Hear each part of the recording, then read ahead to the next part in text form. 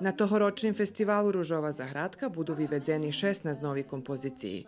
У студiju Radio Нового Саду хвильковоше синхронизуju и знімaju вокали на музику котру знял Народни оркестр. Moja pjesня še vola Dvaja hodi. Pisali ju Slavko Beserminj iz Oskerestura.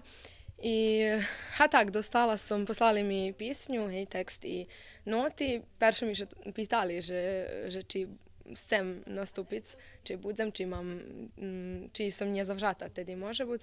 Ja varala tako, že chcem i vidjela sam písňu, dakle mi šestra mi je to pomogla dakle prehras, čisto da ju čujem, da vidim jak zvuči.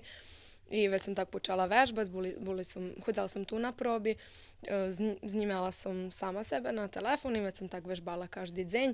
Dakle sam še u mezi čaše pohorela, to sam še i ličela, ali evo teraz nješko už dzenj znimanja, takže možda bude dobro. Пририхтовanja za revijalnu čast, kotra pošvecena Julijanovi Ramačovi, odvivaju še u Dome kulturi u Ruskim Keresture. Festival Ružova заградка отримаше 6 марта на 20 годин у студiju M.